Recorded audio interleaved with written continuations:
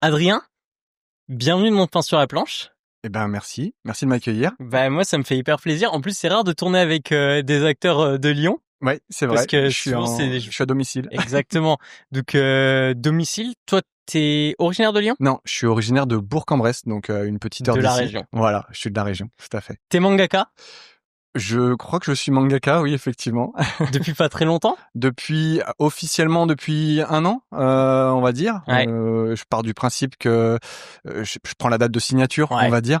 Donc voilà, je peux dire ça depuis à peine plus d'1 an. Voilà, Sur le manga Waves, c'est ça, c'est un manga de surf. tout à Est-ce que fait. t'es surfeur toi? Je suis surfeur à mes heures perdues, on va dire. Ok. C'est-à-dire que je m'y suis mis sur le tard, prendre quelques cours, vraiment kiffer prendre des vagues, et je m'en sortais plutôt pas mal, mais Ok. en mode total amateur, quoi. Et c'est vrai que plus compliqué sur Lyon de prendre des vagues, mais dès que je vais partir à l'océan, je vais m'amuser à prendre une planche, mais c'est vraiment pour du pur loisir. Encore que sur Lyon, il y a une vague artificielle qui est plutôt très Dans le sympa. Rhône? Ouais. Au barrage?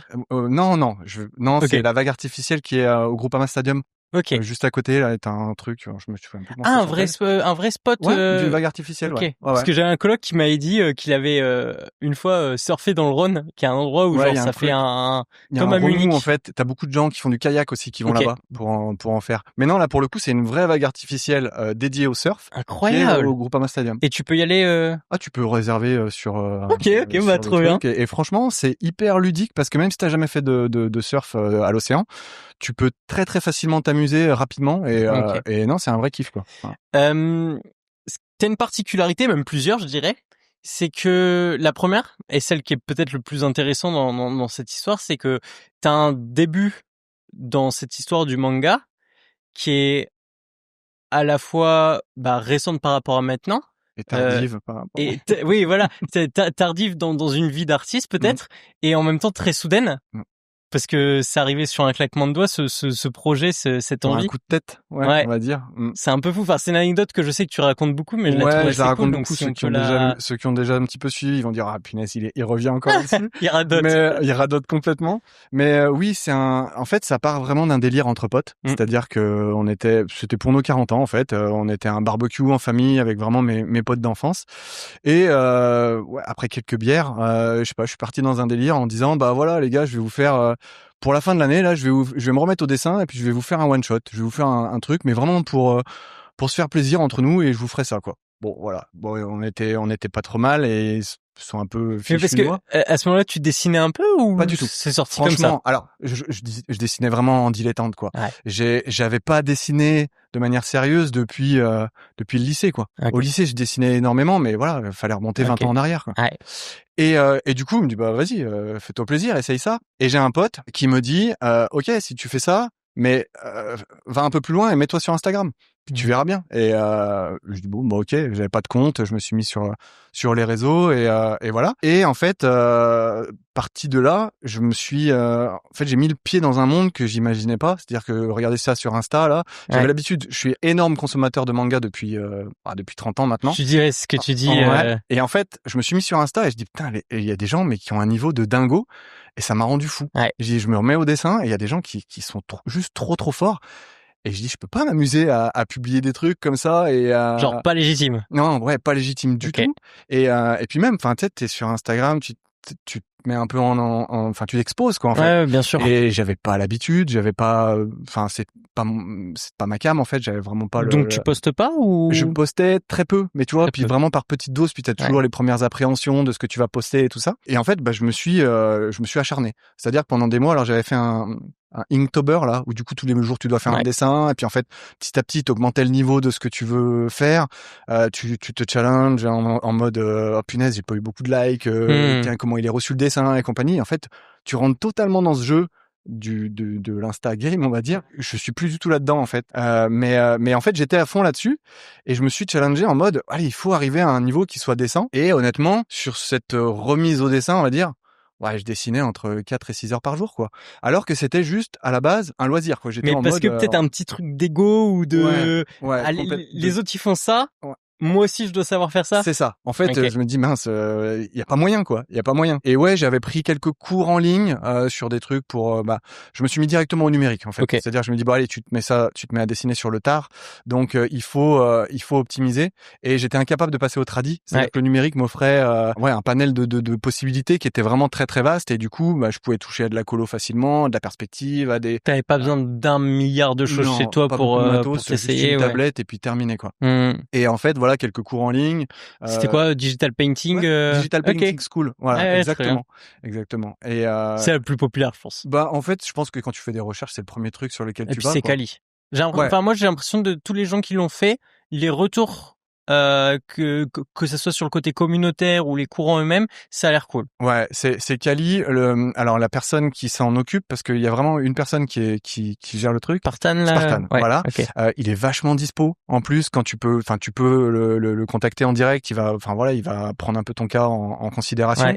Et surtout, c'est très à tiroir, c'est-à-dire tu vas choisir ce que tu as envie. Si tu veux bosser de la colo, tu peux bosser de la colo. Si tu veux bosser de l'anatomie, tu vas bosser de l'anatomie. Et pour ça en fait, j'ai commencé, on va dire, à me remettre dessus pour prendre les bases, mais très vite en fait j'ai dit bon, ok, maintenant je veux faire quoi? Je voulais à la base dessiner du manga, donc il me faut un peu d'anatomie, il me faut un peu de la gestion des contrastes pour le noir et blanc et compagnie, et après feu quoi. Et ou même je crois qu'il a une partie Cara Design, création de perso et tout ça. Et j'avais même sauté des étapes. C'est-à-dire qu'en fait, son programme, tu passes des étapes, certains cours un peu obligatoires. Et moi, je lui avais envoyé un message pour lui dire, écoute, j'ai besoin de celui qui arrive dans 3 sessions, on va dire, j'ai besoin du truc sur les personnages. Et pour le coup, il m'a dit, pas de problème, vas-y, je t'envoie ça. Et en fait, après, j'ai décroché. C'est-à-dire qu'une fois que j'ai eu pris ça, t'avais pris ce que t'avais à apprendre. Ouais, voilà. J'ai dit ok, maintenant c'est un manga que je veux faire quoi. Ouais. Donc go quoi. Combien de temps ça dure cette session d'entraînement dans la salle du temps là? Je dirais 1 an et demi, ouais, quand même. 1 an et demi, ouais. Ok. 1 an et demi jusqu'à ce que en fait, c'est tout bête, mais tu commences un peu à te dire, allez, c'est pas dégueu ce que je dessine, donc tu prends un peu confiance et tu te dis et t'as même en fait des retours de gens que tu idolâtres, en fait, des auteurs et tout que tu regardes, qui commencent à revenir vers toi et qui te disent tiens, c'est cool ce que tu fais et tout. Je dis ah ouais, sérieux? Et en fait ça te galvanise un peu. Tu te dis cool, il y a peut-être moyen d'autre chose quoi. Jusqu'à ce que même on te dise honnêtement, ce que tu fais, il y a peut-être moyen de faire plus quoi. Essaye d'aller plus loin. Ouais. Et là je dis ok, on va essayer. Mais toujours dans ce mode challenge en fait. Je savais pas ce que je voulais me prouver. Mais j'étais en mode, t'es lancé, tu dessines dans tous les, tu t'arrêtes pas quoi. Donc on verra bien jusqu'où ça va quoi. Incroyable. Et là je me dis ok, c'est bien beau, tu commences à faire des dessins qui sont acceptables, mais est-ce que tu sais faire une histoire en vérité? Et ça c'est tombé pile poil avec un concours qui avait été lancé par Kana. Ok. Là, on est sur quelle année? 2022, je crois que c'était 2023. Ok, pour la Japan Expo. Ouais, c'est ça. Oui, on en avait parlé avec. Oui, c'est ça. Tout à fait. C'était pour la Japan Expo et en fait le thème c'était Summer Feelings. Et en fait, alors on est parti dans ce délire là, mais j'avais quand même, il y avait un truc que j'avais de base, c'était le fait que je voulais faire un manga qui était sur le thème du surf. Ok. Dans tous les cas, c'était établi du départ. Et ça te sort d'où? J'ai plusieurs explications, on va dire. Déjà, c'est un milieu que j'affectionne particulièrement parce que le côté très cool, le côté très feel good, voilà, la vision de la vie un peu. Un peu pas bohème, mais ouais, un peu dans ce style-là. Il y a le côté aussi où il y en avait pas. C'est-à-dire c'est assez opportuniste, c'est-à-dire que je me dis un shonen sur le thème du sport, mais si tu fais un truc de foot, voilà, il y en a 3 tonnes, on a déjà tout vu et du coup le surf il y en avait pas et du coup ça me permettait de me dire voilà, je vais mettre les pieds dans un truc qui n'existe pas actuellement quoi. Carrément. Donc c'était le bon truc. Et puis il y avait une énorme facilité qui est que j'adore dessiner des palmiers, des vagues, des trucs comme ça, et je déteste dessiner de la perspective des bâtiments, etc., des villes, des trucs comme ça. Et en fait, avec ça, t'étais aux anges. Je suis refait, quoi. Ça te simplifie complètement la suite, quoi.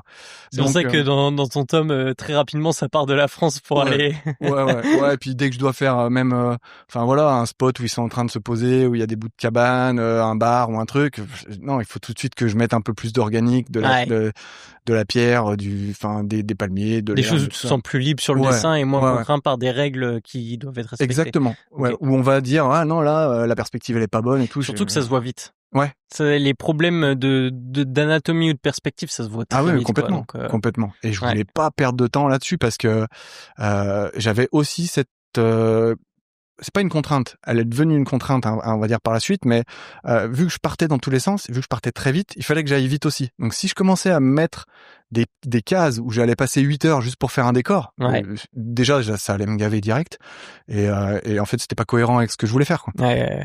Donc voilà. Et il y avait aussi le fait que ça c'est plus typé shonen de sport. Je trouve que c'est un genre dans le manga où tu peux vraiment te lâcher en fait.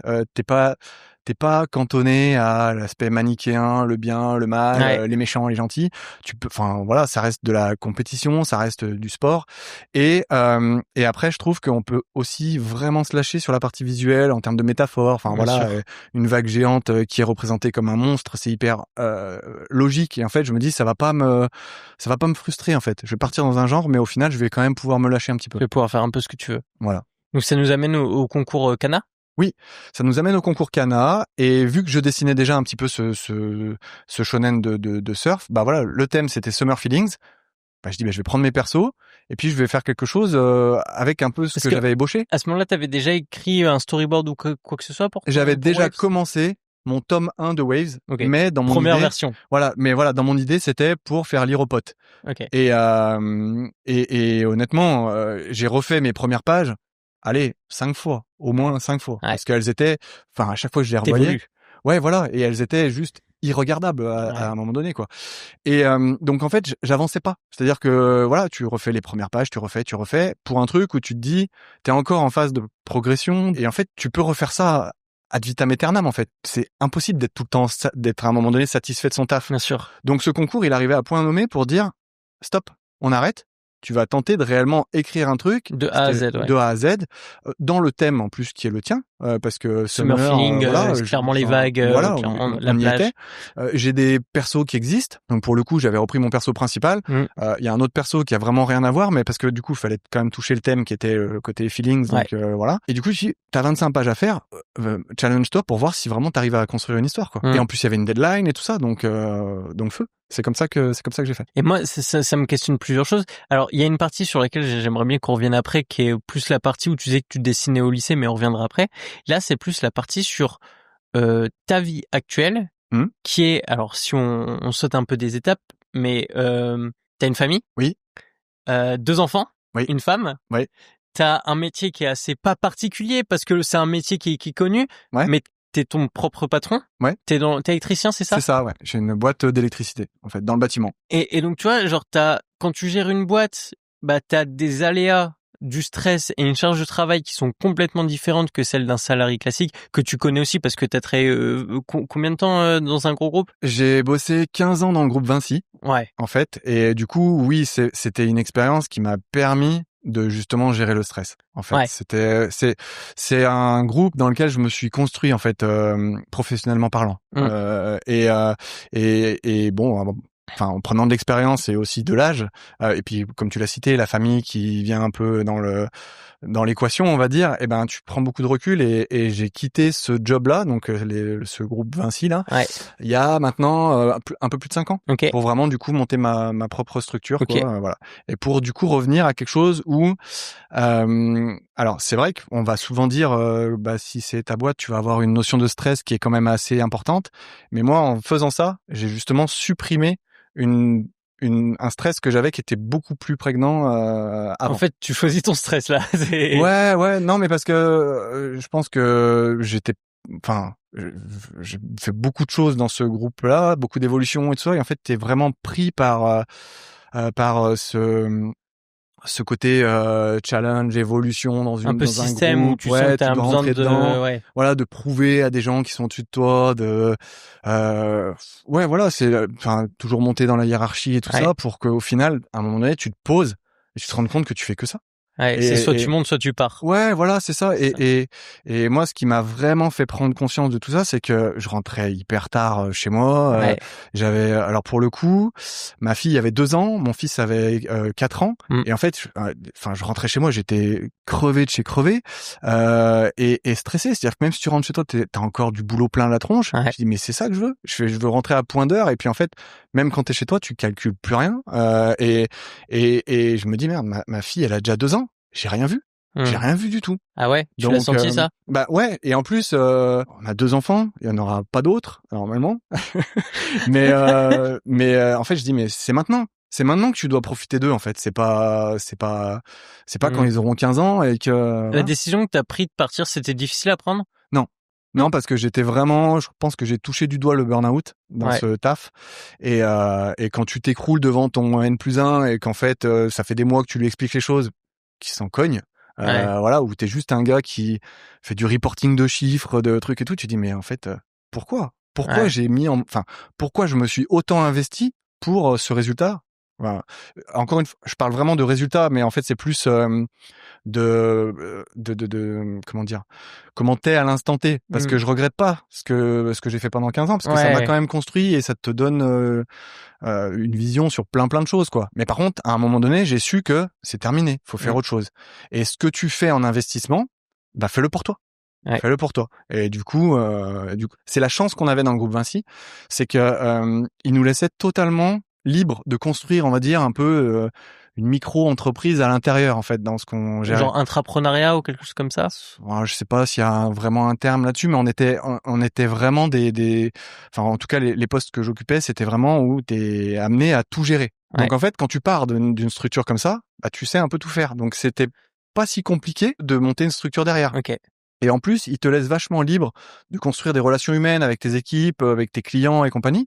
Donc, en fait, c'est des histoires d'hommes, en fait, ou de femmes. Et en fait, tu crées du lien que tu peux facilement, en fait, tes clients, tes gars. Donc, t'as su partir en bon terme avec les différents acteurs avec lesquels tu traitais. Ouais, et j'ai su surtout reconstruire quelque chose avec des gens qui suivaient, en fait, qui ont suivi. Et en fait, c'était voilà. Et on a dit, bah voilà, on reconstruit quelque chose, mais on le fait sur un contexte un peu plus familial, quoi. Voilà, beaucoup moins gros, mais on va. C'était le postulat de départ. C'est ok, on monte une structure, mais la priorité c'est la famille, du temps pour soi, ne pas revivre en fait ce qu'on vivait depuis un moment, quoi, et en fait se laisser et t'as réussi à le construire cette promesse là? Oui, parce que d'une, j'aurais pas pu attaquer le dessin aussi en parallèle si j'avais pas. C'est ça que quand tout à l'heure tu disais que tu te mettais 5 heures de dessin par jour et tout, moi ça m'a questionné. Comment est-ce que tu t'as réussi en fait à gérer la création d'une boîte et le dessin et la famille? Enfin, tu vois, je trouve que c'est assez fort. Je sais pas comment je l'ai géré. En fait, le tome 1 de Waves, il a été géré par passion pure et dure. C'est-à-dire que j'ai pas calculé, j'étais en mode quand tout s'est accéléré, j'ai signé, j'ai un bouquin qui va sortir en librairie, je suis en train de réaliser un truc qui est en fait ce que je lis depuis que je suis tout petit. J'aurai mon bouquin qui sera en librairie, donc je suis en train juste voilà, c'était pas prévu, mais en fait il y a tout qui popait dans ma tête en mode c'est en train d'arriver, donc va au bout. Mais va au bout, quoi. Tu vois, typiquement, quand t'étais par exemple sur donc c'est quoi? C'est quand t'es parti, t'as négocié un départ ou une rupture. Une rupture conventionnelle, t'as pu négocier ça et t'as créé ta boîte dans la foulée ou t'as eu le lendemain. Ah ouais, le lendemain. Ah ouais, pas de perdre de temps. Non, non, c'était pas clairement. Et tu vois, quand t'as créé ta boîte, j'imagine que tu devais avoir comme un renouveau, tu vois, un relancement peut-être dans ton activité, dans ton métier ou quelque chose comme ça, tu vois. En fait, pas vraiment, parce que j'ai eu une chance qui est que, alors c'est bizarre de dire ça, mais la chance que j'ai eue, c'est que je suis parti pile au moment du Covid. Et du coup, là où t'as beaucoup de boîtes qui étaient en difficulté, comment on occupe les gars, c'était une vraie problématique, quoi.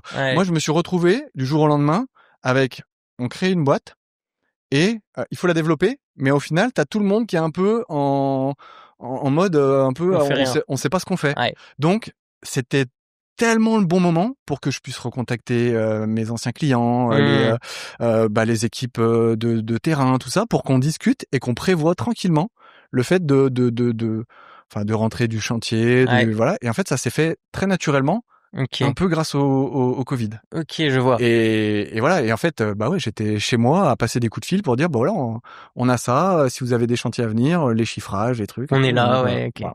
Et quand tu t'es remis au dessin et que t'avais ce truc-là de beaucoup dessiner, Mmh. est-ce que t'avais pas, je sais pas, hein, mais ou bien même quand t'étais plus avancé dans ton projet, quand t'étais au taf, te dire j'ai envie de rentrer dessiner Si, ou à l'inverse même, tu vois. si, quand exactement ce que tu dis là, quand j'étais vraiment au taquet en mode, il y a des scènes qui me prenaient un peu plus par Ouais. au trip, on va dire, ah, cette scène, j'ai vraiment envie de la finir et tout. C'est pas toujours le cas. Il y a des scènes où des fois qui sont un peu plus Pénible, ouais. compliquées, ouais, et c'est vrai que je suis plutôt du genre à tout de suite les ressentir.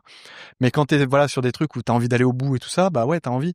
Mais je suis quand même assez libre, et je pense que ce qu'on a construit en parallèle fait que ça fonctionne. C'est-à-dire que entre midi et deux, il y en a qui vont partir manger ou faire une grosse pause et tout ça. Bah moi, j'allais dessiner. Ouais. Voilà. Et par contre, je voulais pas que ça prenne le pas sur Exactement la où je voulais famille en aussi. venir. Ouais. C'est-à-dire que ça, c'était le postulat de départ. C'est-à-dire que en plus ma femme, elle travaillait de nuit, Oui, d'accord. bah il fallait gérer les enfants, les emmener à l'école, les récupérer et tout ça. Donc ça faisait des journées un peu courtes.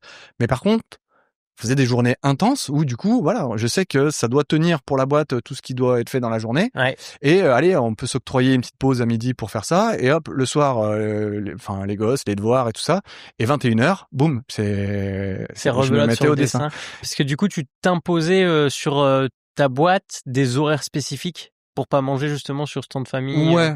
Mais en Ok. fait les moments où je pouvais, je me mettais au dessin. Ok. Voilà, là je suis light, j'ai vraiment bien avancé ce matin sur tel Ok. truc, donc je peux y aller quoi. Je peux Ok. y aller.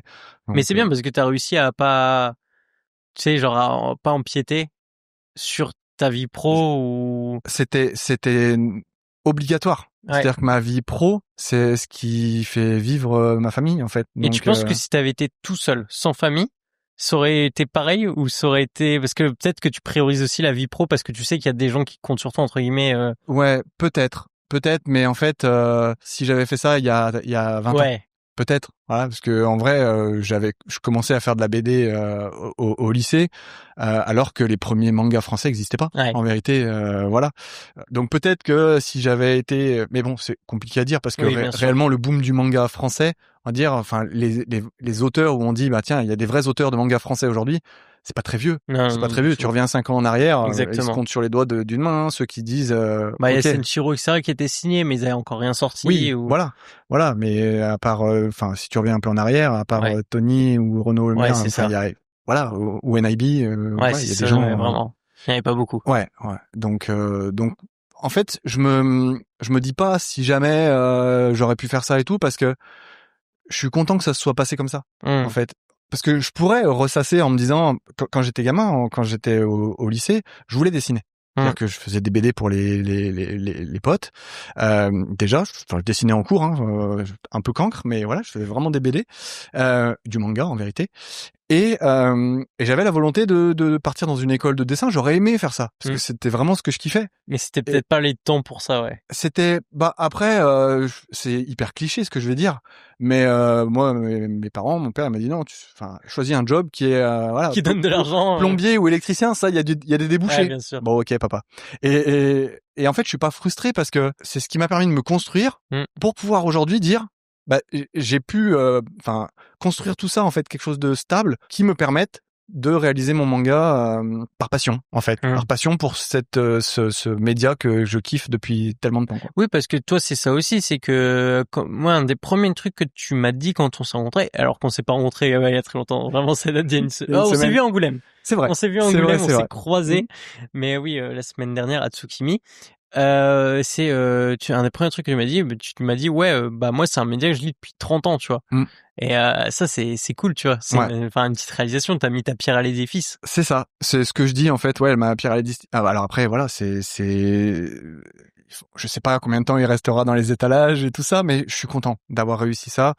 Et en fait, de ce petit délire de base qui partait d'un barbecue, Ça, c'est et fort, hein. où en fait encore une fois, je sais pas pourquoi ça devait être ma crise de la quarantaine, pourquoi je me suis challengé comme ça à ce point pour arriver à un truc décent, mais je pense que ouais, comme tu le disais tout à l'heure, c'est une question d'ego où tu veux te prouver un truc à toi-même. Moi, je suis plutôt comme ça où voilà, quand je m'investis dans quelque chose, c'est que ça aille Faut y aller, ouais. faut y aller à fond. Et oui, c'est quand même une petite consécration, quoi, voilà. Mais surtout, ouais, parce que moi, le manga, je vis dedans depuis 30 ans, quoi. Ma vie, elle a basculé le jour où j'ai lu mon premier tome de Dragon Ball. Et vraiment, voilà, je lisais Tu t'en rappelles? Ah, mais complètement. Mais totalement, je me rappelle exactement où c'était. En fait, c'était quel tome? Parce personne n'a commencé par le tome 1. Tome 1. T'as commencé par le tome 1? J'ai commencé par le tome 1. En fait, j'avais acheté, c'était un jeu sur Super Nintendo à l'époque. Ok. C'était le Dragon Ball Z Bukoden 2, je sais plus. Budokai ou quelque chose comme ça. Okay, bah non, Budokai, c'était sur la Play après. Donc là, c'était vraiment, j'ai pas les consoles. Pour revenir très loin en arrière, donc c'est sur la Super Nintendo. Et en fait, avec le jeu, ils offraient le tome 1. De Dragon Ball. Ah, c'est marrant. Et alors je regardais Dragon Ball à la télé comme tout le monde, je veux dire, c'était mon rendez-vous un peu privilégié avec mon père, on regardait ça, donc j'étais déjà accro, mais je savais pas que ça existait en bouquin. Moi je lisais du Astérix, du Tintin, toute cette BD franco-belge et tout ça, et j'adorais ça, j'adorais lire depuis tout petit. Mais du moment que j'ai pris ce bouquin, je l'ai sorti avec le jeu, je me suis posé, je me rappelle exactement, c'était dans le salon chez mes parents, je me suis posé adossé à la porte-fenêtre comme ça, et j'ai lu ce truc, et ça, j'étais mort de rire du début à la fin, et complètement captivé, quoi. Et dans la foulée, il a fallu, il me faut les tomes d'après. Ah, il y a quoi? Il y a Dr. Slump, c'est le même auteur, il me faut du Dr. Slump. C'est quoi? Dr. Slump qui t'a beaucoup inspiré, parce que dans le manga il y a des petites ouais, en fait Dr. Slump pour moi c'était c'est pareil quand j'ai commencé par Dragon Ball, qui est un sommet d'humour, on va dire, dans ses débuts, et pour moi c'est vraiment le shonen de baston qui a posé tout. Voilà. Après il y a plein de débats là-dessus et tout, mais normalement il devrait pas y avoir de débat. Il fait quand même l'unanimité pour beaucoup de personnes. Voilà. Et derrière, ouais, cet humour, il est démultiplié dans Dr. Slump. Quand j'ai lu ça, je dis voilà.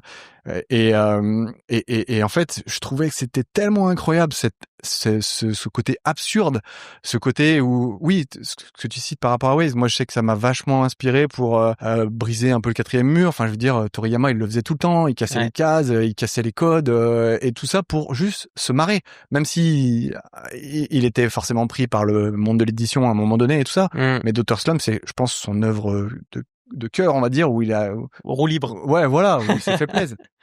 Et en fait, voilà, j'ai mis le doigt dans un truc où Dragon Ball, Dr. Slump, puis après tu vois, tiens, ils font quoi chez Glénat? Gun, Akira, et c'était fini. C'était terminé. Il fallait que j'enchaîne tout ce qui était possible et imaginable, quoi. Et je vais toujours un peu lire de la BD ou du comics ou enfin des choses comme ça, mais c'est très très light par rapport au manga, quoi. Voilà, donc ça t'a beaucoup inspiré, forcément. Et ça ressort qu'à 30 ans plus tard autour d'un barbecue. C'est ça. Et après, il y a moi en vrai, je trouve c'est très soudain et tout, trop cool. T'étais comment au lycée niveau dessin? T'étais bon ou? Ouais, j'étais pas mauvais. Okay. Alors, en plus j'ai des planches, j'ai la BD que j'avais fait à l'époque. Okay. Le héros, il avait la même tête que Nate, là, mon perso principal, ouais. Je sais pas, j'avais un délire, mais en plus c'est fou, hein, parce que on avait un gars dans la classe qui s'appelait Pierre, et en fait c'était un peu le Big up à Pierre. Big up à Pierre, j'ai pas vu depuis au moins 20 ans, tu vois, mais qui était un peu le gars baba cool, le gars cool de la classe, tu vois, vraiment tout le monde le suivait et tout, il avait le bon esprit et tout, et cheveux longs, tu vois, c'est Nate. C'est pas hippie, je suis pas non plus si vieux non plus, mais voilà, il y avait quand même une ambiance là-dessus, très rock'n'roll, très voilà. Et en fait, j'avais fait des BD sur ce mec. Tu sais, il avait tellement un peu la cote que du coup, les BD que je faisais, enfin les mangas que je faisais, c'était autour de lui. Et j'y mettais d'autres gars de la classe et tout, ils avaient tous leurs persos en manga, et en fait, voilà. Et il y avait au niveau de la classe, une petite hype qui s'installait, où tiens, il est où ton chapitre d'après? C'est vrai? Ouais.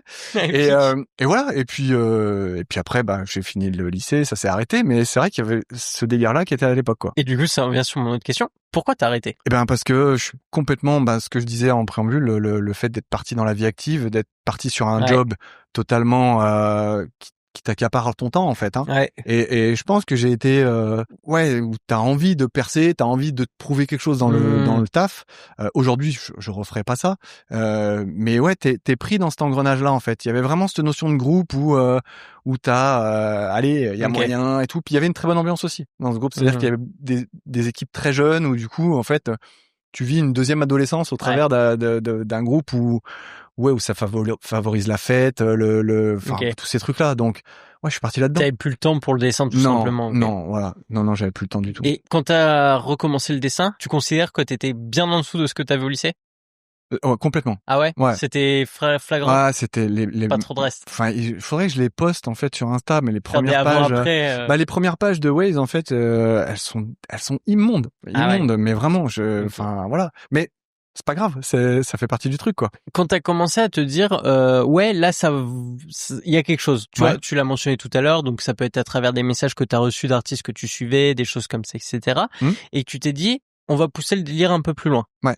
Je sais que t'as commencé à envoyer, donc t'en as fait qu'un seul de dossier, mais t'as commencé à l'envoyer aux maisons d'édition, c'est bien ça? Ouais. Une 20aine de pages dans le dossier. Ouais, c'est ça. Les belles planches que t'avais, parce que t'avais déjà une centaine de pages, je crois. Quand j'ai envoyé le dossier, j'avais rien, pratiquement. Ah, t'avais rien. En fait, j'étais arrivé, j'avais fait le concours Cana, là. Ouais, bien sûr. Et après avoir fait ça, j'ai dit, c'est bon. Là, le niveau que tu as convient. Enfin, en tout cas, me convenait par rapport à ce que je faisais. Donc, j'ai dit, allez, feu. Maintenant, on arrête de refaire et refaire et refaire.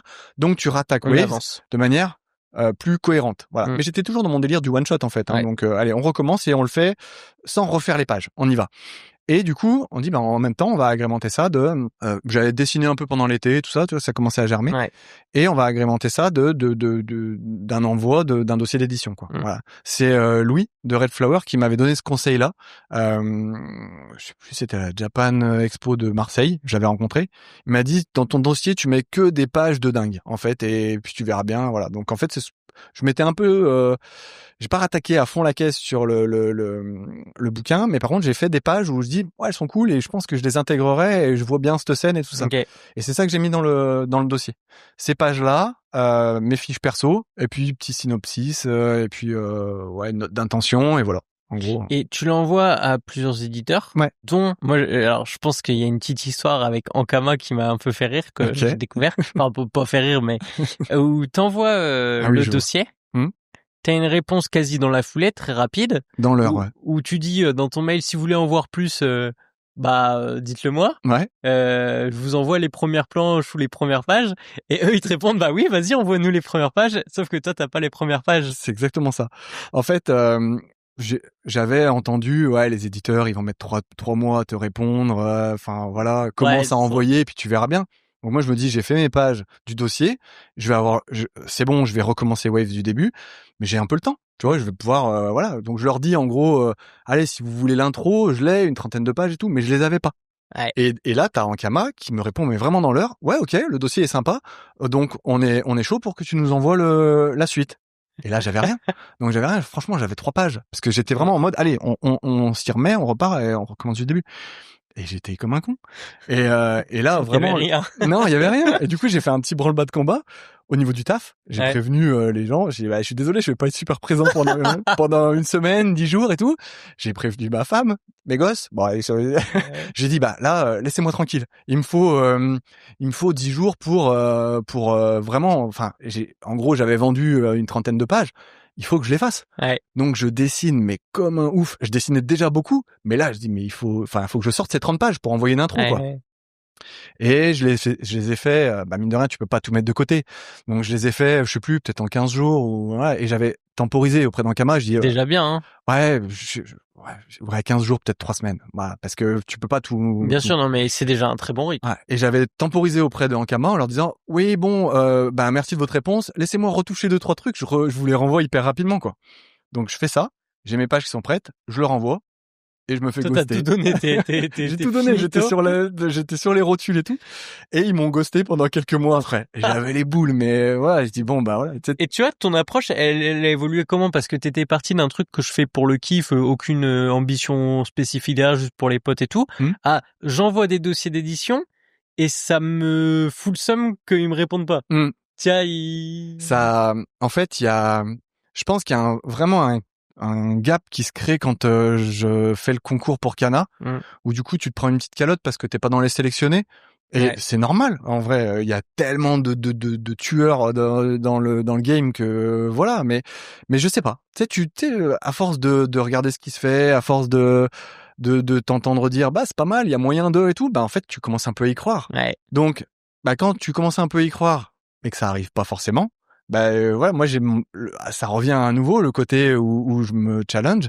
Bah mince, ça marche pas. Ouais. Donc bah, je m'en fous, faut que ça marche quoi. Voilà, donc je vais vous prouver. bah ouais, et du coup bah c'est ce qui s'est passé quoi. C'est que je dis bon maintenant on va envoyer des dossiers d'édition et puis on va y aller, et puis on va relancer, et puis on va aller à Angoulême, et puis on va les relancer.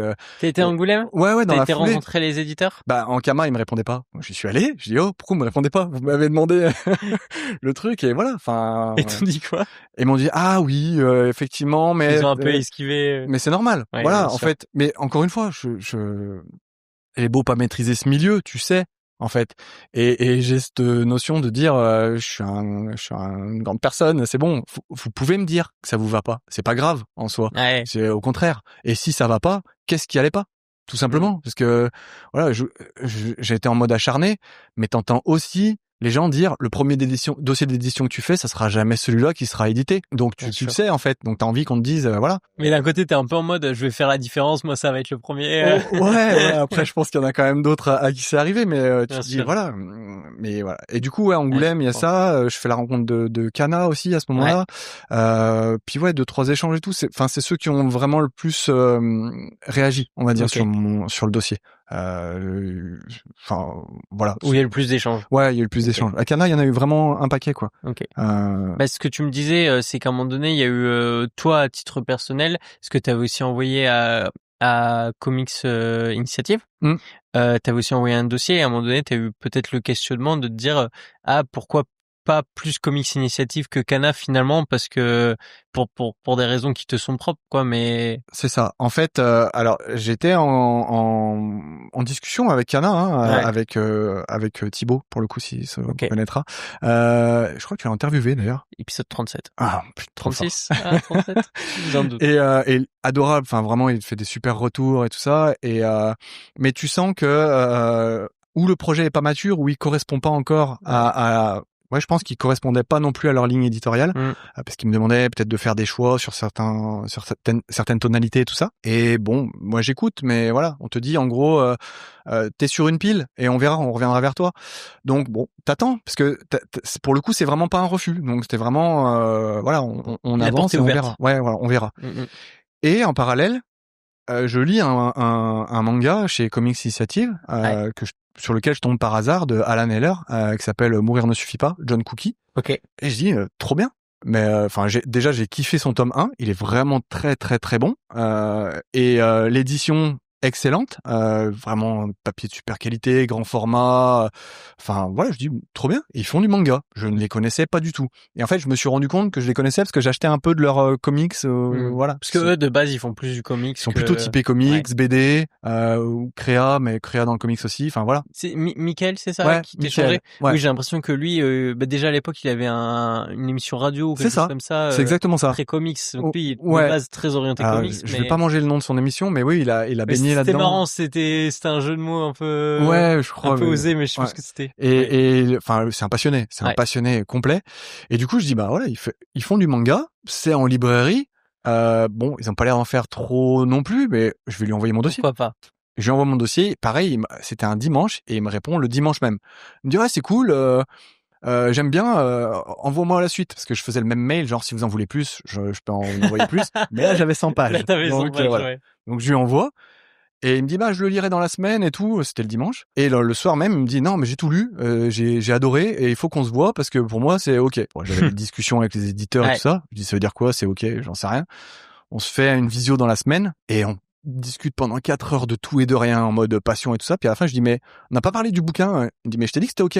Je dis moi si t'es ok, je te le publie. Bon bah ok. Si vite, si vite. C'était lunaire en fait parce que j'avais pas l'habitude de ça. Bien sûr. Mais c'était en phase avec Comics Initiative, le côté la manière beaucoup plus familial, bien sûr. sa façon de sortir des bouquins, de promouvoir de la créa, et puis juste de sortir ce qu'il aime aussi. Ouais, il a apprécié ce qu'il a lu, il a vendu. J'ai l'impression que de ce que j'ai écouté des interventions qu'il a pu faire, c'est que lui fonctionne énormément au coup de cœur. Ouais, c'est ça. Et que sa philosophie c'est de dire je veux pouvoir parler des titres que je vends avec de l'envie quoi.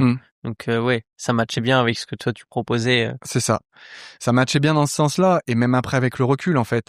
C'est-à-dire qu'on a beau se donner à 100%, j'avais conscience que j'abandonnerais pas ce que j'ai à côté. C'est-à-dire que je veux pas abandonner mon taf, pas abandonner ma famille. Non mais voilà. J'espère que tes enfants ils écouteront ça. Ouais, j'espère, je leur ferai manger la vidéo. Voilà, regardez ce que j'ai dit et tout. Je vous abandonnerai pas les gars. C'est promis. Mais en fait, du coup, avec le recul, je me disais mais c'est parfait en fait comme maison d'édition parce que il y a plein de trucs où il va pas m'imposer de deadline, il va me laisser vachement de liberté, il a conscience de ce que j'ai à côté. C'est des ambitions qui comprennent ta situation. Ouais, quoi. Ouais. Et j'aurais pas pu tenir ce rythme avec un Kana. J'aurais pas pu. Parce que eux, ils auraient voulu quelqu'un qui soit dédié à ça, quoi. Ouais, ou tu sors, ou alors il m'aurait dit, il nous faut, il faut faire du frigo et il nous faut tes 3 tomes pour l'année prochaine. C'est ça. Et après, voilà. Et en fait, j'aurais craqué. C'est sûr et certain. Avec le recul aujourd'hui, le temps que je passe dessus, j'aurais craqué. C'est sûr. Ouais, complètement. Et quand il y a tout ça qui se passe, tu vois, donc dans un premier temps, le fait que tu te remettes au dessin, que t'aies ce projet-là, bon, avec tes potes, que après ça évolue, où tu te dis, peut-être il y a quelque chose, et là où tu signes, c'est comment le regard de ton entourage, donc quand je dis ton entourage, c'est à la fois ses potes avec qui t'en avais parlé au barbecue, ta femme, mais aussi tes enfants. Comment ils appréhendent un peu tout ce truc-là? En vérité, ils me laissent totalement libre du truc. Alors mes potes, c'est plus une relation où on va se charrier ça se tout le temps. ouais, c'est normal. Après, voilà, c'est les premiers à me dire que j'ai fait une dédicace dégueulasse. Voilà. Ouais, ok. J'exagère, mais à peine, et ils se reconnaîtront. Mais voilà, ma femme, elle m'a pas du tout emmerdé par rapport à ça. Elle m'a vraiment laissé. Parce qu'en fait, le truc, c'est, on était quand même dans un truc où un peu. On est posé, tu vois, le soir, on va regarder nos petites séries Netflix et tout ça. Et en fait, ça, par contre, terminé.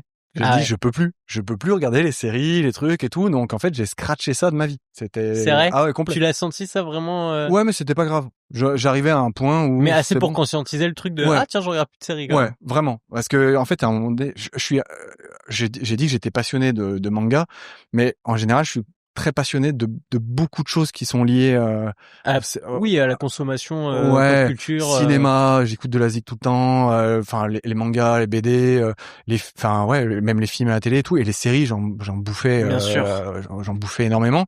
Et par contre les séries c'est vraiment strict minimum, mais vraiment même pratiquement plus quoi. Enfin, si je regarde 2 séries dans l'année, ce sera le grand max, mais vraiment le grand max. Donc ça, oui, j'ai scratché. Ça me rappelle Anémine où il disait pareil. Anne, elle dit, moi, il y a une seule série que je garde, c'est The Boys, et le reste, je regarde plus. J'avoue que quand la dernière saison sortira, je regarderai. Voilà. Pour le coup, parce qu'il y en a quelques-unes de séries. Voilà, on en garde quand même quelques-unes, mais bon, t'arrives à les enchaîner rapidement aussi quand vraiment. Mais c'est vrai que là, pour le coup, ma femme, elle est en mode les NCIS, les trucs d'avocat, de police, machin. Je dis, mais fais-toi plaisir avec ces trucs que je supporte pas, on va dire. Et moi, c'est stop en fait. Je regarde plus de séries. Donc, forcément, le soir, il y a plus ça et je vais dessiner. Et mes enfants, en fait, ils le voient pas forcément. En fait, ils me voient dessiner, donc ils vont dessiner un peu avec moi. C'est devenu plus concret récemment et ils sont quand même encore un peu petits. Mon grand, il a 10 ans et ma fille, elle va avoir 8 ans. Donc, bon, ils se rendent pas compte. Ils ont vu le bouquin en librairie, ils me voient faire des trucs et tout. Ils s'amusent à imiter les persos. Ils vont mettre le t-shirt pour aller à l'école et tout. Il y a des fois des ATSEM là ou des maîtresses, je sais plus, qui commandent le bouquin, ils les ramènent pour jeu dédicace. Donc en fait, il est au CDI ou quelque chose comme ça? Non, parce que tu vois, j'avais fait une démarche auprès de mon village, on va dire, et ils m'ont pas répondu. Je leur ai dit, vous avez un gars qui peut venir intervenir si vous voulez pour le pour le délire dans le village, quoi, voilà. Et ils m'ont pas répondu. Ça m'a vexé. Je dis, je vous le mettrai pas à la médiathèque. Bam. Non, mais ça viendra, en fait. C'est juste que du coup, on est parti sur plein d'autres sujets. Mais ouais, du coup, les enfants, c'est plus ça. C'est vraiment le côté, papa, il fait son truc et c'est cool. Et ils l'ont lu, en fait, même si des fois, il y a ça peut être. On me demande souvent c'est à partir de quel âge et je sais pas dire. Parce que graphiquement parlant, ça fait très jeune. Ouais. Mais derrière, il y a des petites vannes ou des petits trucs qui sont un peu plus. En fait, on en a parlé la semaine dernière, mais genre Ma famille d'abord, tu vois. Ouais, tu le regardes, t'es petit, t'es heureux, c'est marrant, et puis tu le regardes plus tard, t'es en mode d'accord. Ouais, okay. Là il voulait dire ça, et c'était limite et tout. Ça. Mais en fait, je pars du principe que les gosses, ils vont pas le voir. En fait, ça passe à travers et c'est ce que je voulais. Je voulais un truc. Alors, aujourd'hui, je cite encore Dragon Ball, mais le tome 1 de Dragon Ball est très très limite sur plein de trucs, quoi. Ou même un tome 1 de Dan Dan Dan. Avec Bulma, machin. Ouais, voilà, c'est des trucs que les gens referont pas aujourd'hui, parce que voilà. Et je me dis, en fait, je suis resté hyper light sur ces trucs, et ça va parler à certains et pas d'autres. Donc, mais je voulais ça. Je voulais vraiment pouvoir toucher un gosse de 10 ans, le faire marrer et ça, et en même temps que c'était le but initial, que mes potes de 40 ans le lisent. C'est ça. Et puis il y a un truc que tu avais dit aussi la semaine dernière, qui moi je trouve qu'il va un peu à l'encontre du courant actuel, où tu vois généralement on dit, et c'est peut-être l'esprit que Kana avait aussi à ce moment-là, je sais pas du tout, mais où les œuvres, il faut pouvoir les catégoriser et qu'elles soient un peu polarisées pour qu'on sache vraiment à qui ça s'adresse, vraiment avoir une cible. Ouais. Parce qu'il y a aussi une phrase dans le marketing qui dit un peu, si tu t'adresses à tout le monde, tu parles à personne. Et toi, t'es un peu pris à contre-courant en disant, je veux vraiment pouvoir l'offrir, enfin le faire lire à un maximum de gens, quoi. C'est exactement ça. Et t'as cité Kana parce que je crois qu'on en avait parlé, mais c'était une des remarques qu'il m'avait fait en me disant, t'as un trait qui fait un peu enfantin et t'as des blagues parfois ou des plans. Oui, je dessine des filles en maillot de bain. Voilà, donc il peut y avoir des plans où tu vois des filles en maillot de bain. C'est du surf. Voilà, tout à fait. Merci. Et du coup, il m'a dit, il faudra choisir un petit peu. Il faudra ou s'adresser clairement à un public plus jeune, ou taper plutôt jeune adulte. Donc voilà. Et moi je voulais pas ça. Donc je comprends la démarche de dire il faut rentrer dans une cible, on va dire, mais je voulais pas cibler parce que je savais pas choisir entre mes potes ou mes gosses. Ouais. Et en fait, je me suis dit je suis d'accord en fait de dire si tu veux plaire à tout le monde, tu vas forcément laisser des gens sur le carreau. Mais en fait, c'est pas que je voulais plaire à tout le monde, je voulais faire ce qui me plaisait. Ouais. Et du coup, je voulais pas qu'on me dise fais ci ou fais ça. Et c'était la chance que j'avais comme initiative. Il m'a dit, moi, ça me va ce que t'as fait, donc fais-toi plaisir. Et j'ai voulu aborder tous les sujets, tous les délires que je pouvais mettre. Visuellement, c'est comme ça que je dessine, hein, donc voilà. Mais je voulais absolument pas me limiter. Et c'est pas de dire, je veux telle cible et telle cible. Je dis, si moi je kiffe et je me fais plaisir, y a pas de raison qu'il y en ait pas d'autres qui le ressentent. Et tu vois, est-ce que cette liberté que tu t'autorises et que tu te permets, tu vois, de te dire, je veux ça et je veux pas faire de contraintes ou quoi, est-ce que tu penses pas qu'elle est aussi possible parce que c'est pas ton métier principal? Tu vois ce que je veux dire? Si, parce que t'es pas dépendant de ça en fait. Toi, dans tous les cas, tu l'aurais fait même si ça avait pas rapporté d'argent, tu vois. Enfin... Exactement. Et c'est un peu compliqué pour moi, c'est un peu touchy comme sujet parce que souvent je me sens pas légitime à cause de ça. Parce que oui, le bouquin est sorti, mais vu que je l'ai fait par passion et énormément de liberté, il y a des gens, c'est leur métier et c'est un monde qui est hyper compétitif, hyper bataillé, hyper précaire, on peut le dire. Ouais. Et en fait, moi, je sais que c'est un deuxième job passion et c'est pas celui qui me fait vivre. Donc oui, ça me permet de dire, quitte à faire ça, embrasse le truc de manière globale et fais-toi plaisir jusqu'au bout.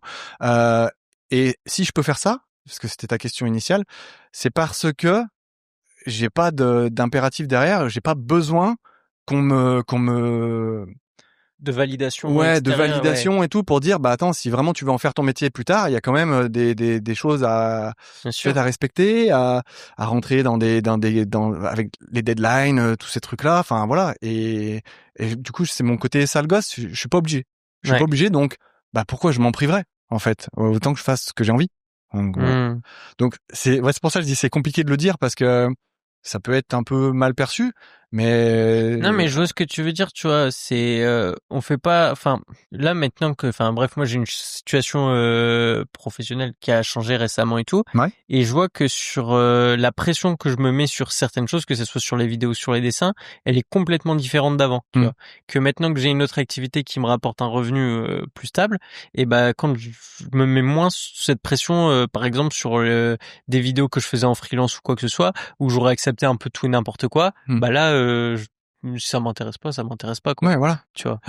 Et après, alors ça du coup cette projection me permet de ne pas me mettre la pression. Par contre, c'est un peu le pendant négatif, c'est que du coup vu que je me challengeais pour essayer de faire quelque chose qui me plaise, je me suis aussi mis la pression pour que ça plaise. J'avais tellement envie, vu l'investissement, mais ça c'est propre à tout le monde. J'avais tellement envie que ça plaise, que la passion que j'y ai mis, en fait, elle résonne un peu chez les autres, quoi. Alors, je suis jamais parti du principe que ouais, je vais faire le nouveau shonen, machin et tout. Je voulais mon postulat de départ, c'est je veux juste que les gens y passent un bon moment. Ouais. Je veux que ils se marrent, que soit light, que voilà. soit... Quand tu sors un peu de nulle part, il y a pas vraiment d'attente derrière, mais par contre, c'est l'accueil et le fait que j'avais vraiment envie que le côté passion que j'avais mis dedans, il se ressente à la lecture et que les retours que j'ai me le renvoient, quoi, en fait. Ouais. C'est ça, hein. Enfin, on s'expose et tout. Et t'avais envie de faire sourire, ouais, voilà. On va pas se mentir. Si on fait ce job-là, c'est parce qu'on a envie que les gens nous disent c'est cool. Voilà. T'as envie d'être lu aussi, ouais. Exactement. Et ça, c'est aussi compliqué parce que, ça fait partie du choix de Comics Initiative. Il a pas une distribution monumentale. C'est-à-dire qu'il choisit de pas inonder les librairies, il choisit de pas travailler avec Amazon. Donc, en fait, on se coupe un peu. C'est une vraie volonté, pour mettre en avant les libraires et tout ça. Mais tu sais aussi que, t'as pas la même force. Bien sûr. de distribution, de visibilité qu'un canin, hein, tout simplement. Mais voilà. Donc, ouais, on est là, et en fait, ouais, tu passes par d'autres étapes, et là, l'appréhension, c'était, lisez-moi, s'il vous plaît. Même si vous me dites c'est nul, mais lisez-moi, dites-moi ce que vous en avez pensé, quoi. Voilà. Là, t'as signé pour 3 tomes? Oui, en fait, on signe à chaque tome. C'est-à-dire que, voilà. Vous êtes mis d'accord sur une histoire en 3 tomes. Ouais, voilà. Okay. C'est vraiment, moi, je suis parti, j'ai écrit l'histoire sur 3 tomes, et normalement, je le dis, à 99% de chances que ça fera 3 tomes. Ni plus, ni moins. Voilà. Et Comics Initiative, ça fait partie de ces maisons d'édition qui financent les projets par Ulule. Ouais.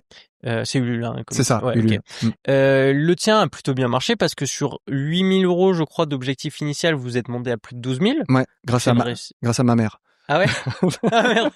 Non, c'était la vanne que tu disais, ta mère, elle mettra s'il y a pas... Voilà, c'est ça. Mais c'est ce que mes potes m'ont mis dans la tronche après et tout, mais voilà, parce qu'elle a acheté 12 packs pour les voisins, les trucs et tout. Mais ah oui. J'exagère, mais sûr, voilà. Mais c'est sûr. De toute façon, surtout que tu sors un peu de nulle part dans cet univers-là, c'est la love money, tu vois, genre au début, c'est les personnes qui t'apprécient pour toi et pas pour ton projet. Ils font ça parce qu'ils veulent te soutenir dans ton initiative.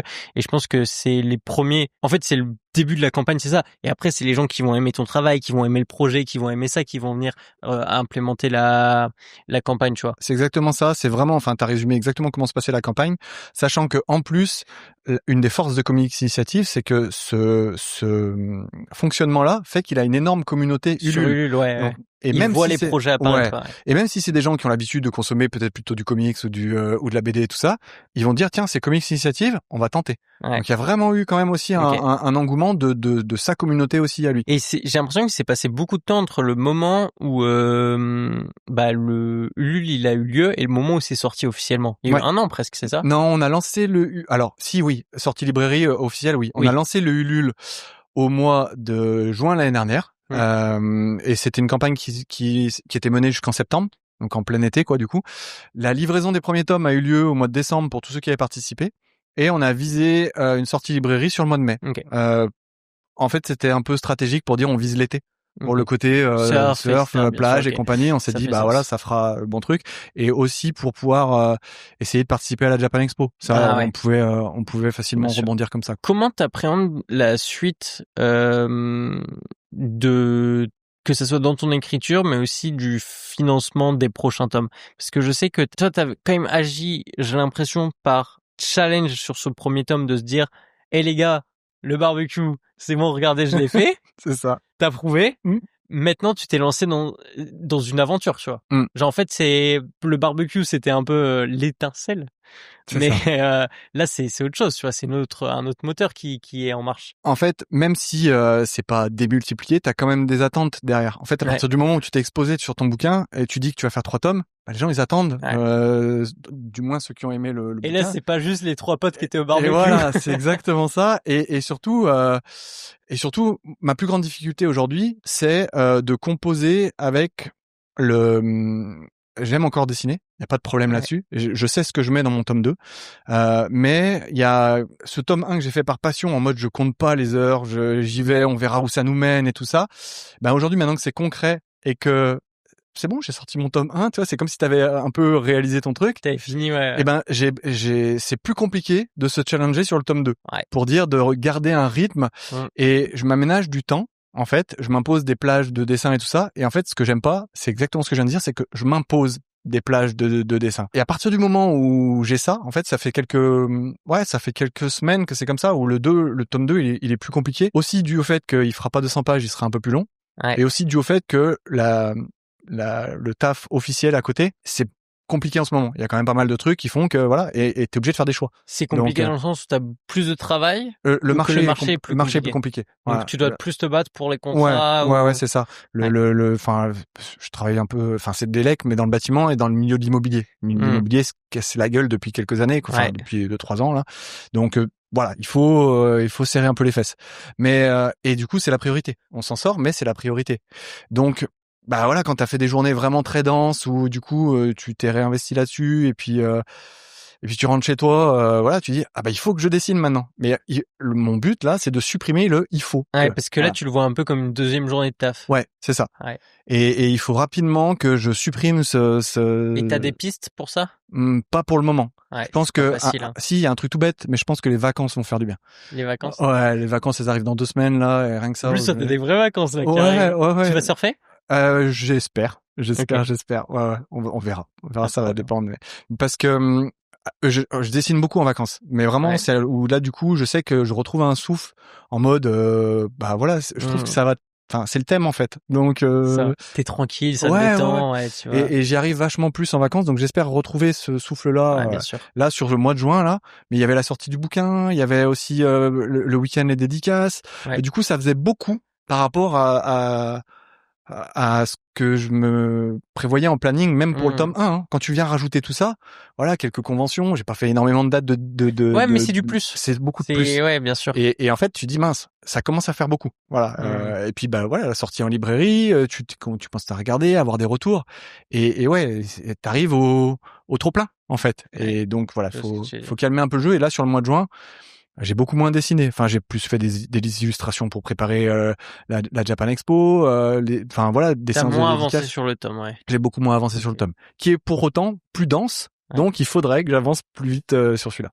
En fait, je dis plus vite, mais j'ai pas de deadline. Donc voilà. La deadline, tu le verrais comment? Comme une autre obligation de il faut que, ou justement comme un moteur pour avancer, tu vois? Je me le mets moi-même ce moteur parce que je m'impose encore une fois, parce qu'une deadline c'est une imposition. On te dit faut que à cette date. Ouais, c'est ça. Et en fait moi j'essayais de trouver un rythme qui convenait où j'arrivais à faire tout ça. Et c'est pas énorme. Je me demande, enfin j'essaye de faire 5 pages finies par semaine. C'est pas ouf, mais aujourd'hui c'est quand même compliqué. C'est déjà beaucoup. Voilà.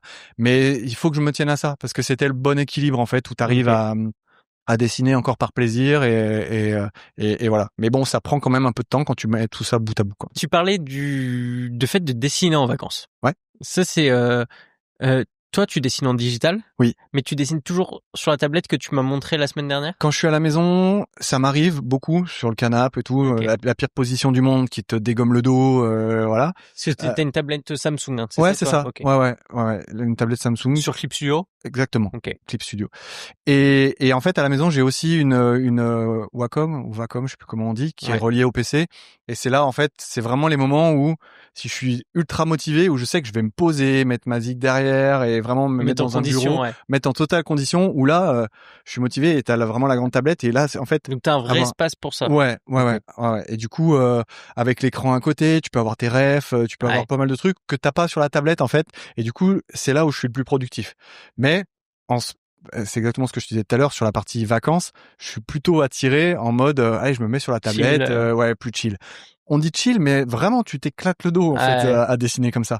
Et sachant que toi tu fais, je crois savoir que tu as un système où tu fais pas tout le truc de crayonné, tout le truc de storyboard. C'est toi tu fais un peu quand t'as le feeling pour, t'avances sur ce que tu veux avancer. Donc si t'as envie de faire du storyboard, tu fais du storyboard. C'est ça. C'est pas bien, mais je déteste le storyboard.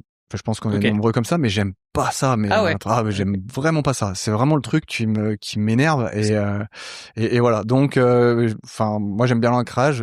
C'est vraiment le truc que je kiffe le plus. Donc, mais c'est forcément des étapes obligatoires. Donc quand je dis que j'essaye de faire 5 pages par semaine, en fait j'essaie de les faire du storyboard jusque voilà. Ce qui fait que c'est pas bien parce que la vision que j'en ai de mon tome 2, mais c'était pareil pour le tome 1, tu te projettes, tu te dis allez, il faut que ça tienne en 200 pages, mais des fois tu vas avoir un chapitre que tu as prévu de faire en 20 et qui va en tenir 30. Bon bah ça commence à faire beaucoup. Mais c'est pas grave parce que encore une fois et comme initiative, il s'en fout que je lui amène 250 pages ou 200. Ouais. Il s'en fout. Donc ça c'est bien. Donc, ça te convient. Ça me convient. Ah trop bien. On va arriver à la fin du podcast. T'as de la chance, je t'ai prévenu. Parce que je préviens pas toujours, mais du coup... mais j'en avais regardé en vérité avant, donc j'aurais pu voir que tu posais ces questions. Prendre les questions à l'avance. De toute façon, c'est pas des questions très sorcières. Non. Mais c'est une recommandation sur culturelle, donc sur un contenu à consommer. Ouais. Donc toute forme, il y a pas de limite. Donc comme je t'ai dit, c'est musique, cinéma, manga, théâtre, enfin vraiment ce que tu veux, qui t'a marqué. Ok.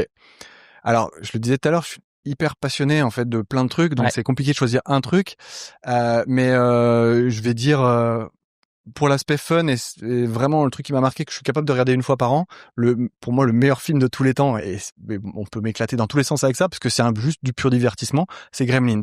C'est vraiment le truc qui, enfin voilà, c'est un truc que je suis fan absolu. Je vais le regarder 1-2 fois par an parce que il y a l'aspect Noël, je kiffe cette ambiance, parce que il y a l'aspect divertissement pur et dur, voilà, et un côté rétro mais qui est trop cool, et j'adore ce film, je peux le regarder à volonté quoi. C'est marrant. Donc ça c'est même pas une reco, c'est vraiment ce que coup de cœur coup de cœur quoi. Et ça c'est sur le film, et je vais citer une reco manga. Ouais.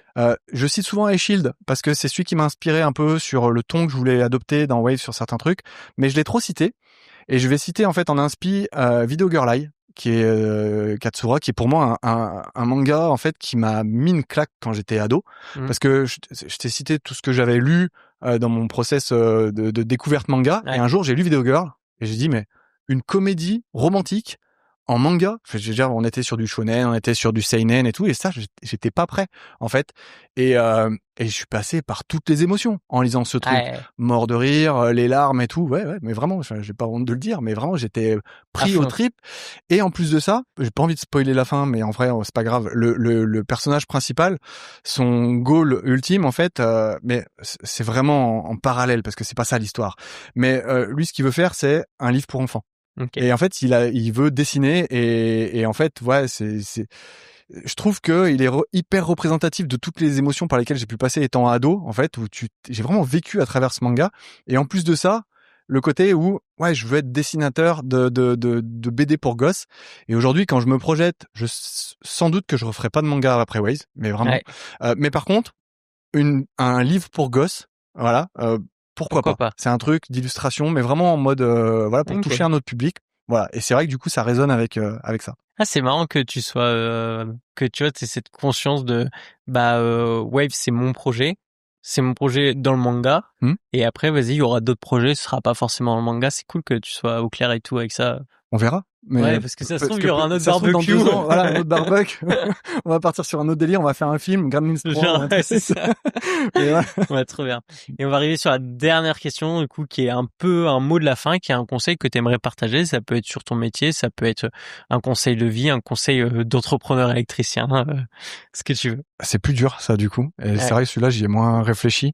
Mais juste, faites les choses par passion.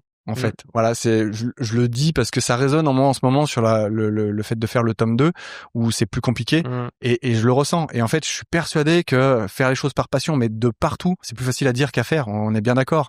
Mais des fois, juste prendre un peu de recul, je veux dire, je kiffe ce que je fais ou pas. Et en fait, ça change tout. Faire les choses par passion, ça change toute la donne, quoi. Voilà. Trop bien. Merci beaucoup, Adrien, de t'être déplacé si dans loin. ce four. Le four, il fait très très chaud, on l'a pas dit, mais il fait très très chaud. On le voit pas sur la vidéo, mais on est en maillot de bain en dessous. Ouais, c'est ça. Parce que je pense dehors, il fait au moins 30. Largement. Ouais, je pense. À l'intérieur, peut-être un peu moins, mais ça doit être du 29, quoi. C'est pas 30. On n'est pas loin du truc, quoi. Donc, merci beaucoup d'être venu. Merci à toi de ton accueil. De te recevoir dans le podcast. Et puis, plaisir partagé. Je te souhaite une bonne continuation et des bonnes vacances surtout pour avancer sur le tome 2. C'est clair. Merci à toi. Clap de fin.